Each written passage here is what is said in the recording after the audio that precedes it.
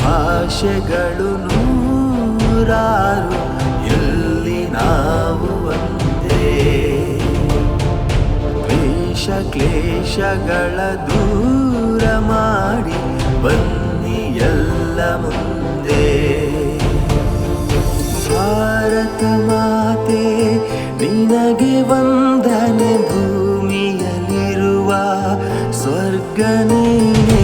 ನಮ್ಮಯ ಜನುಮ ನಿನಗೆ ಅರ್ಪಣೆ, ಗಡಿಯನ್ನು ದಾಟಿ ಕೂಗಿ ಹೇಳು ಹೆಮ್ಮೆಯ ಭಾರತ ಭಾರತ ಭಾರತ ಭಾರತ. ಪರಮ ಪೂಜ್ಯ ಡಾಕ್ಟರ್ ಜಿ ಅವರ ರಾಷ್ಟ್ರ ನಿರ್ಮಾಣ ಕಾರ್ಯಕ್ರಮಕ್ಕೆ ಶುಭ ಕೋರುವವರು ಸತ್ಯವತಿ ಮುಲ್ಕಿ.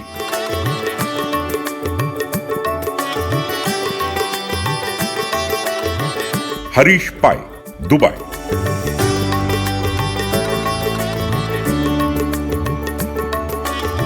Vijay Kumar and family, Mysuru.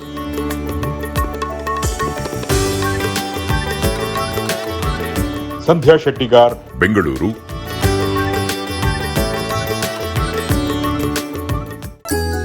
ಏನು, ಎಂತು, ಹೇಗೆ, ಏಕೆ ಎಂಬಿ ಪ್ರಶ್ನೆಗಳು ಜಗತ್ತಿನ ಆದ್ಯಂತವು ಈ ಲೋಕದ ಜನ ಮನವನ್ನು ತುಂಬಿದ್ದೆಂಬುದು ವಿಚಿತ್ರವಾದರೂ ಸತ್ಯವೇ. ನಮ್ಮ ಪಂಚೇಂದ್ರಿಯಗಳು ಹೊರಗಿನ ಸಂವೇದನೆಯನ್ನೆಲ್ಲ ನಮಗುಣಿಸಿದರೆ ನಮ್ಮ ಜ್ಞಾನೇಂದ್ರಿಯಗಳಾದ 1.5 ಕಿಲೋಗ್ರಾಂ ಮಿದುಳಿನಲ್ಲಿರುವ ಮನಸ್ಸು, ಬುದ್ಧಿ, ಚಿತ್ತಗಳು ನಮ್ಮೊಳಗೆ ವಿವೇಕ, ವೈರಾಗ್ಯ, ಚತುರತೆ, ವಿಶಾಲತೆ, ವಿಶುದ್ಧತೆಗಳ ಜೊತೆಗೆ ಹೊಂದಿ ಬಾಳ್ವಿಕೆಯ ಸದ್ಗುಣಗಳು ಅಕ್ಷಯವಾಗುವಂತೆಯೂ ಕೃಪೆಗೈಯದೇ ಇಲ್ಲ. ಅಂತೂ ಜಗನ್ನಿಯಾಮಕನಾದ ದೇವರ ಬಗ್ಗೆ ಇದಮಿತ್ತಂ ಎಂಬ ನಿಲುವು ಹೊಮ್ಮುವ ಒಂದೇ ಒಂದು ಪರಮ ಪವಿತ್ರ ತಾಣವು ಈ ಭೂಮಿಯಲ್ಲಿದ್ದರೆ ಅದೇ ಸ್ವಾಮಿ ವಿವೇಕಾನಂದರ ಆಧ್ಯಾತ್ಮಿಕ ಪ್ರಯೋಗಶಾಲೆಯಾದ ಡಿವೈನ್ ಪಾರ್ಕ್.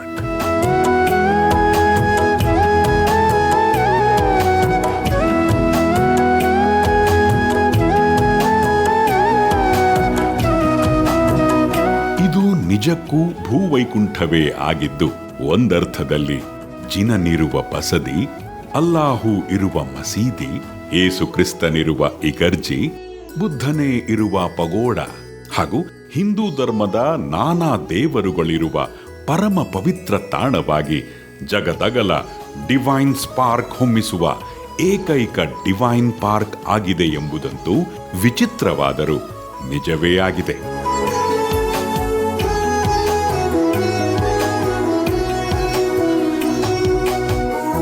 ಡೈನಮಿಕ್ ಸ್ಪಿರಿಚುಯಾಲಿಟಿಗೆ ನಿತ್ಯ ನಿದರ್ಶನವಾಗಿಯೇ ಈ ಕ್ಷೇತ್ರವಿದೆ. ಇಲ್ಲಿಂದ ಪ್ರಕಟಗೊಳ್ಳುವ ಆಧ್ಯಾತ್ಮಿಕ ಚಾತುರ್ಮಾಸಿಕ ವಿವೇಕ ಸಂಪದ, ಆಂಗ್ಲ ಅರ್ಧವಾರ್ಷಿಕ ವಿವೇಕ ವೀಣ, 6 ಭಾಷೆಗಳ ಆಧ್ಯಾತ್ಮಿಕ ತ್ರೈಮಾಸಿಕ ವಿವೇಕ ಕಿರಣ, ತಿಂಗಳಿಗೊಮ್ಮೆ ಬರುವ ಆಧ್ಯಾತ್ಮಿಕ ಇಂಟರ್ನೆಟ್ ಉಚಿತ ಮಾಸಿಕ ವಿವೇಕವಾಣಿ, ನಿಮ್ಮ ದೂರವಾಣಿಯಲ್ಲಿ ಮೊಳಗುವ 1 ನಿಮಿಷದ ವಿವೇಕ ವೀರ ವಾಣಿಗಳೆಲ್ಲವೂ ಅನುಷ್ಠಾನ ವೇದಾಂತದ ವೀರ ಕಹಳೆಗಳೇ ಆಗಿವೆ.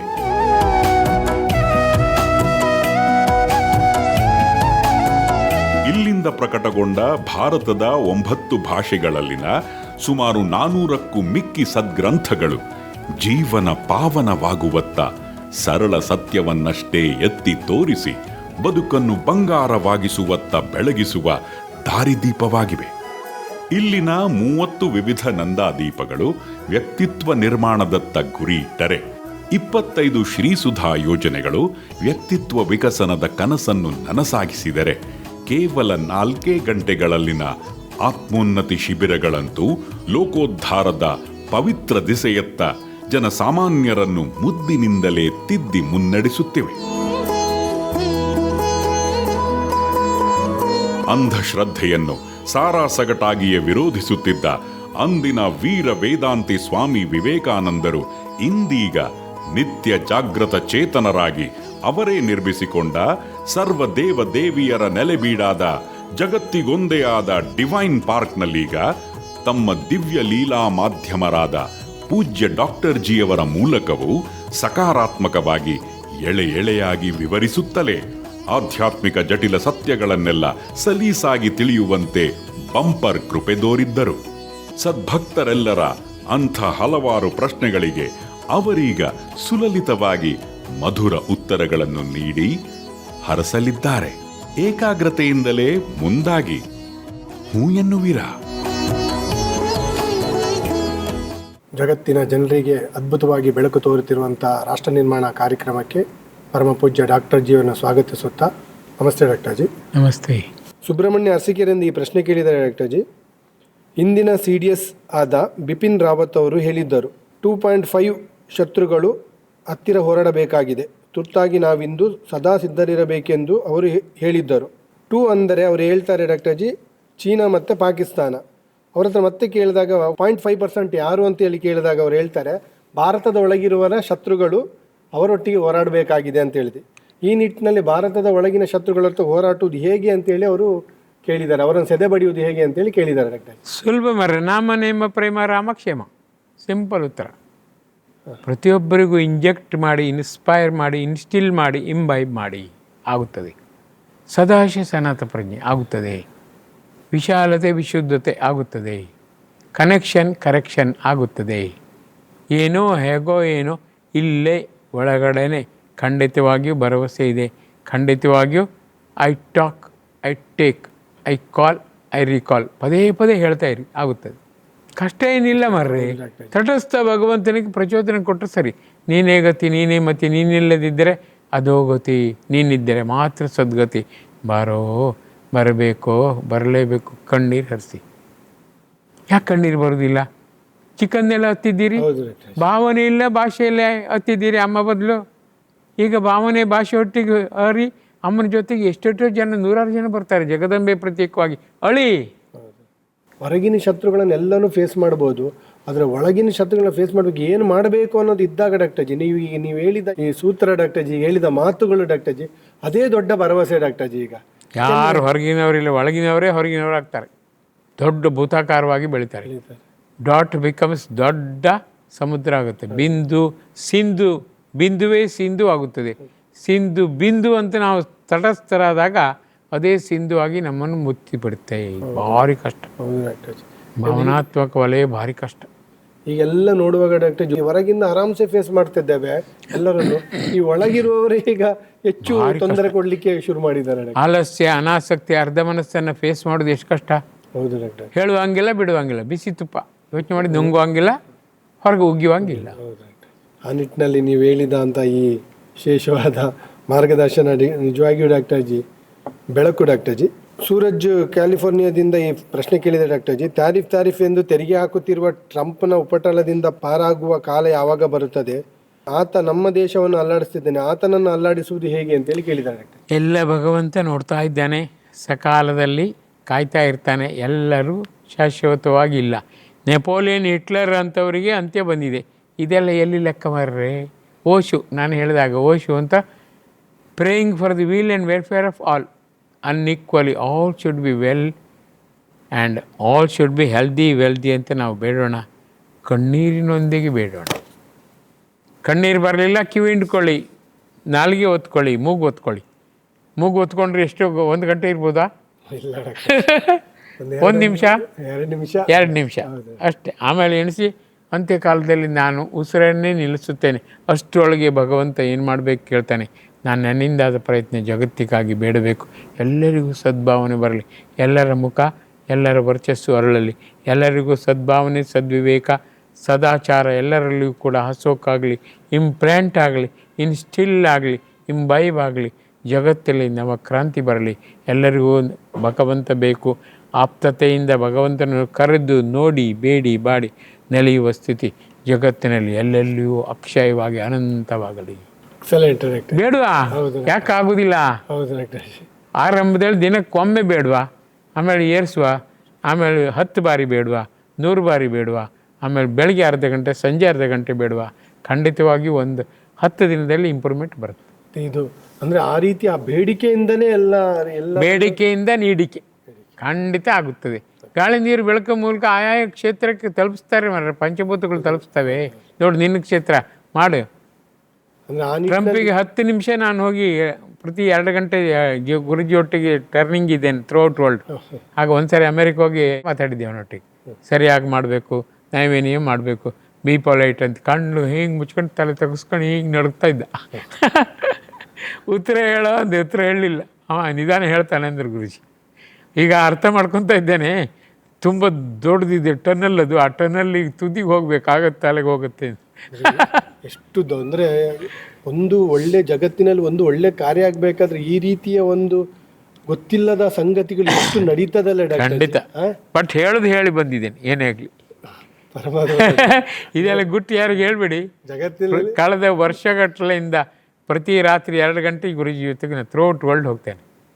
ದೂರದಿಂದ ಹೇಳ್ತಾರೆ, ಇದು ಅಮೇರಿಕಾ, ಇದು ವಾಷಿಂಗ್ಟನ್, ಇದು ವೈಟ್ ಹೌಸು, ಇದು ಆಸ್ಟ್ರೇಲಿಯಾ, ಇದು ಬ್ರಿಸ್ಬೇನು, ಈ ಥರ ಎಲ್ಲ ಹೇಳ್ತಾರೆ ದೂರದಲ್ಲಿ. ಅವ್ರ ಜೊತೆಗೆ ನಾವು ಕೂತ್ಕೊಂಡಿರ್ತಾರೆ, ಅವ್ರು ತೋರಿಸ್ತಾ ಇರ್ತಾರೆ.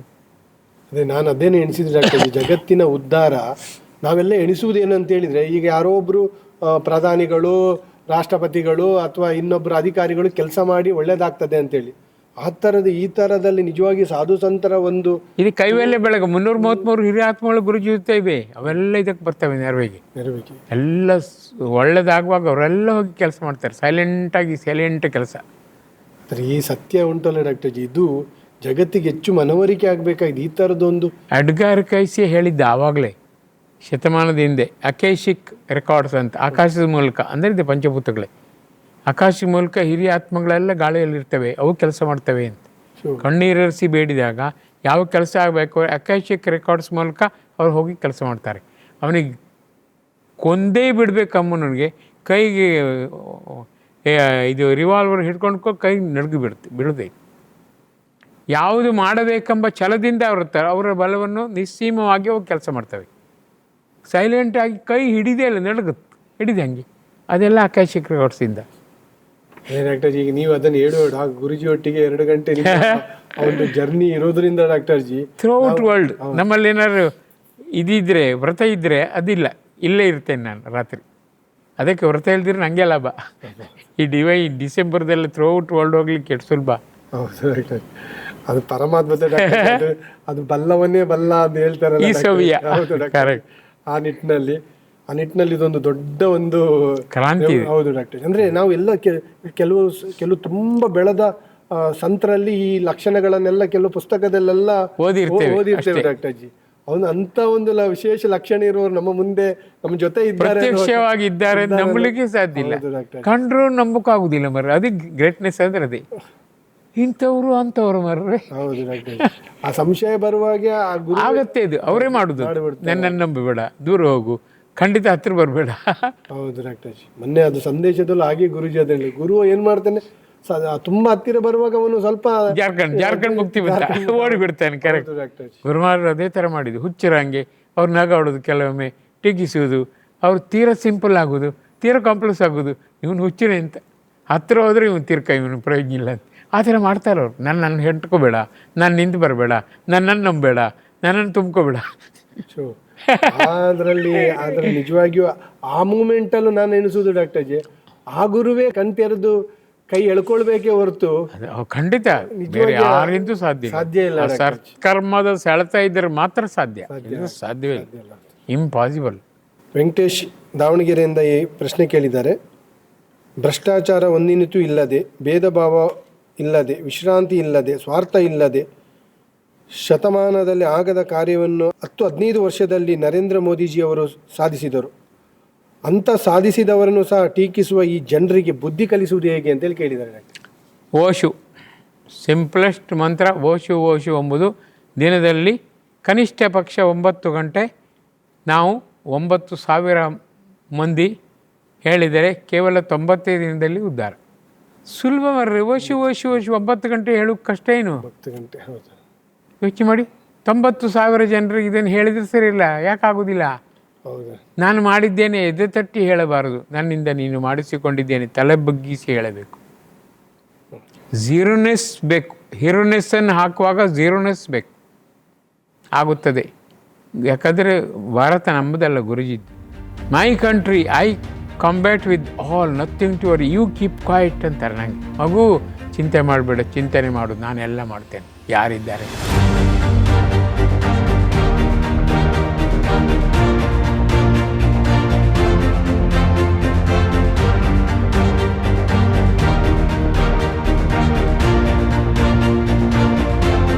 ಚಿಂತನೆ ಮಾಡುವ, ನಾವು ಚಿಂತೆ ಯಾಕೆ ಮಾಡಬೇಕು, ಚಿಂತನೆ ಮಾಡುವ. ನೀವು ಗ್ರೇಟೆಸ್ಟ್ ಸದಾಕಾಲ ನಿಮ್ಮ ಛಾಪನ್ನು ಖಂಡಿತವಾಗಿ ನನ್ನಲ್ಲಿ ಮೂಡಿಸಿ. Please come, you do come, become, ಖಂಡಿತವಾಗಿಯೂ ಆಗುತ್ತದೆ. ಹೇಳಿಲ್ಲ ಉತ್ತಿಷ್ಠತೆ ಜಾಗೃತ. ಹೌದು ಡಾಕ್ಟರ್ಜಿ. ಆದರೆ ಗುರುಜಿಯ ಒಂದು ಭರವಸೆಯೇ ನಮಗೆ ಒಂದು ದೊಡ್ಡ ಸ್ಫೂರ್ತಿ ಡಾಕ್ಟರ್ಜಿ. ಆದರೆ ಇಷ್ಟೆಲ್ಲ ಕೆಲಸ ಮಾಡುವಾಗಲೂ ಅವರನ್ನು ಟೀಕೆ ಮಾಡುವಾಗ ಡಾಕ್ಟರ್ಜಿ ಅದರಷ್ಟು ಒಂದು ಮೈ ಹುರಿಯುವಂಥ ಒಂದು ಪ್ರಸಂಗ ಇನ್ಯಾವುದು ಮಾಡಬೇಕು ಬರ್ರಿ. ಅವ್ರು ಅಷ್ಟಂತೂ ಗೊತ್ತಾಗೋದು ಹೇಗೆ? ಎಲ್ಲ ಗುಲಾಬಿ ಹೋದ್ರೆ ಆಗುತ್ತಾ? ಯೋಚನೆ ಮಾಡಿ. ಇಂಗಿ ತನ್ನ ಪರಿಮಳ ಇದೆ ಅಂತ ಹೇಳಿದ್ರೆ ಇಂಗಿ ಪರಿಮಳ ಇದೆಯಾ? ಇಂಗಿನ ಲೆಕ್ಕದಲ್ಲಿ ಅದು ದೊಡ್ಡ ಪರಿಮಳ. ಯೋಚನೆ ಮಾಡಿ. ಇದೇ ಥರ ಇವರು ಹಾಗೆ ಬ್ಯಾಕ್ ವೈಟ್ ಇಟ್ಕೊಂಡು ತಾನು ದೊಡ್ಡ ಜನ ಅಂತ ಹೇಳಿದರೆ ಅವ್ರು ಇರ್ತಾರೆ. ಅವರಿದ್ದು ಕೂಡ ಅವರನ್ನು ಕೂಡ ಗೆಲ್ಲುವಂತೆ ಸುವಾಸನೆ ಆ ಇಂಗನ್ನು ಮೀರಿಸಬೇಕು. ಆ ರೀತಿ ನಾವು ಬೇಡಬೇಕು, ಬಾಡಬೇಕು, ಕಣ್ಣೀರು ಬಿಟ್ಟು ಜಗತ್ತನ್ನು ಬದಲಿಸಬೇಕು. ನಮ್ಮ ಹೀರೋ ಆಗಿ ಗುರುಜಿ ಹೇಳ್ತಾರೆ ನನ್ನ ಭಾರತ ಅಂತ. ಅವ್ರಿಗೆ ಮತ್ತಷ್ಟು ಪ್ರೋತ್ಸಾಹ ಕೊಡಬೇಕು. ನಿಮ್ಮ ಭಾರತ, ನಾವು ನಿಮ್ಮ ಜೊತೆಗಿದ್ದೇವೆ. ನಾಮಕೆ ಅವಸ್ಥೆ, ಕಾಮಕೆ ಅವಸ್ಥೆ ಅಲ್ದಿರ ನಾಮಕೆ ಅವಸ್ಥೆ ಆದರೂ ಬರ್ತೇವೆ, ದಯವಿಟ್ಟು ಸ್ವೀಕರಿಸಿ ಅಂತ ಬೇಡೋಣ. ಇನ್ನೇನಿದೆ? ಹೌದು ಡಾಕ್ಟರ್. ಯೋಚನೆ ಮಾಡಿ. ಚರಿಗೆ ಬರ್ತಿ ಅಂತ ಒಂದು ಶಬ್ದ ಇದೆ, ಬೇರೆ ಏನು ಲಾಭ ಇಲ್ಲ, ಒಂದು ಸಂಖ್ಯೆ ಮಾತ್ರ, ಮಂಡೆ ಮಾತ್ರ. ಅದೇ ಥರ ಅವರೇ ಮಾಡಬೇಕಾಗಿದೆ ಡಾಕ್ಟರ್, ಎಲ್ಲ ಅವರಿಂದ ಆಗುದು. ಅವ್ರು 0 ಆದಾಗ ನಮ್ಮ ಮೂಲಕ ಮಾಡಿಸ್ತಿದ್ದೇನೆ ಅಂತ ಹೇಳ್ತಾರೆ. ಕ್ರೆಡಿಟ್ ನಮಗೆ, ಕೆಲಸ ಅವ್ರದ್ದು. ಆ ಥರ ಮಾಡ್ತಾರೆ. ಯಾಕೆ ಅವ್ರಿಗೆ ಬೇರೆ ಏನು ಬೇಡ, ಅವ್ರಿಗೆ ಹೆಸರು ಬೇಡ. ಎಂಥ ಒಂದು ಗುರು, ಎಂಥ ಒಂದು ಪಡೆದಿದ್ದೇವೆ ನಾವು ನಿಜವಾಗಿಯೂ.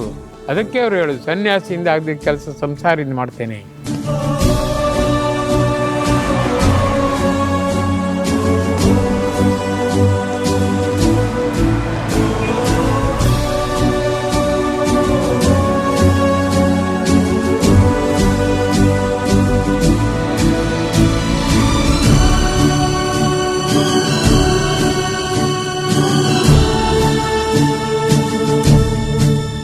ಬನ್ನಿ, ನಿಮಗೆ ಲಾಭ ಇದೆ, ಬನ್ನಿ. ಯಾರು ಹೇಳ್ತಾರೆ ಮರ್ರೆ? ಬನ್ನಿ ಮಕ್ಕಳೇ, ಬನ್ನಿ. ನಿಮ್ಮ ನೆರಳು ನಿಮ್ಮನ್ನು ಮರೆತರು, ನಾನು ಮರೆಯುವುದಿಲ್ಲ. ಯಾರು ಹೇಳ್ತಾರೆ? ನನ್ನ ಗುರುಜಿ ಎಲ್ಲ ದೇವರನ್ನು ನಂಬಿ ತುಂಬಿದವರು. ತರತಮ್ಮ ಭಾವ ದೇವರಲ್ಲಿಲ್ಲ. ಎಲ್ಲೆಡೆ ಸರ್ವಶಕ್ತ, ಸರ್ವಜ್ಞ, ಸರ್ವಾಂತರ್ಯಾಮಿಯಾದ ಆತ ಖಂಡಿತವಾಗಿಯೂ ಡಿವೈನ್ ಮ್ಯಾಜಿಕ್ ಮೂಲಕ ಬೇಕೆಂದ ದೇವರನ್ನು ಆ ಕ್ಷಣವೇ ತೋರಿಸಿ ಹೃದಯಾಂತರಾಳದಲ್ಲಿ ಡಿವೈನ್ ಮ್ಯಾಜಿಕ್ ಮಾಡಬಲ್ಲ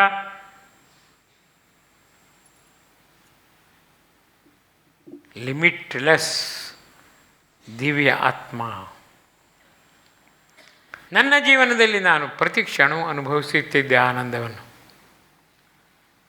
ಕೇವಲ ಸ್ವಾರ್ಥಿಯಾಗದೆ ನಿಮಗಾಗಿ ಎಲ್ಲರಿಗೂ ಅನುಭವ ಬೇಕು, ಅನುಭವದಿಂದ ಆನಂದಿಸಬೇಕೆಂದು ನಾನು ಓಡೋಡಿ ಬಂದಿದ್ದೇನೆ. ಈ ಡಾಕ್ಟರ್ನ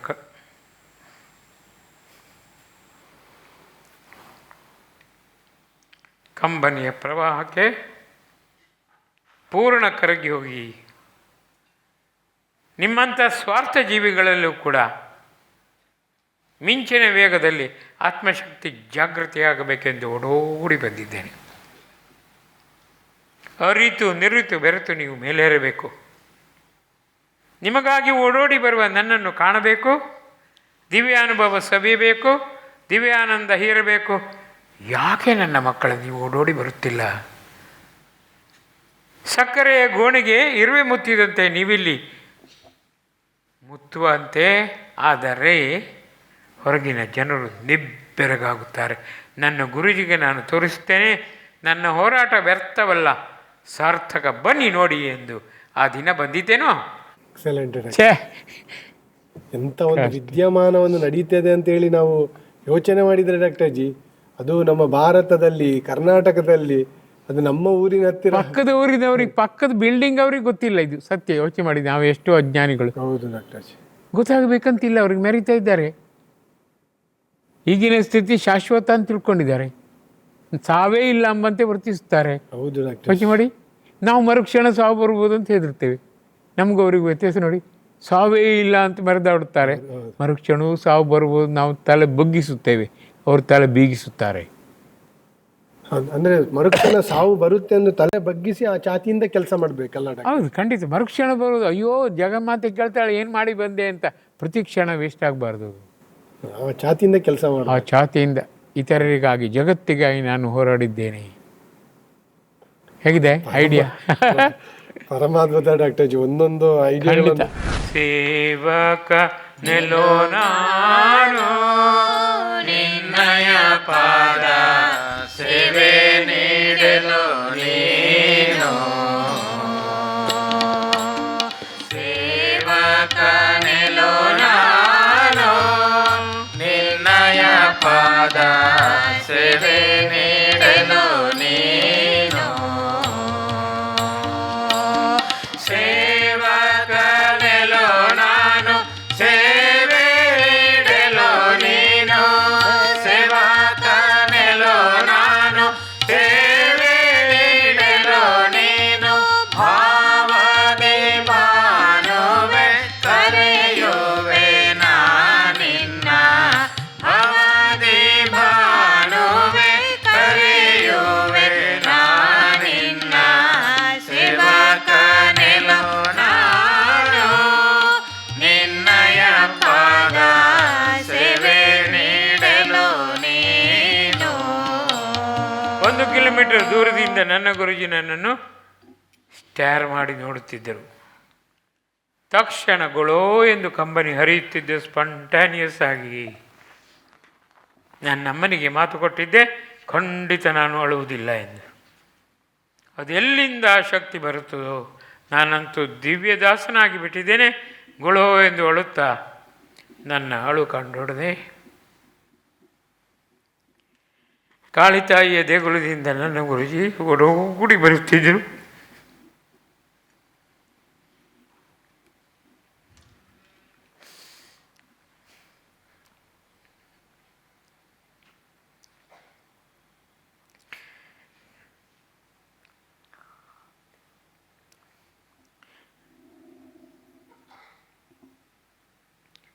ಎಂಥ ಚುಂಬಕ ಶಕ್ತಿಯದಾಗಿತ್ತು.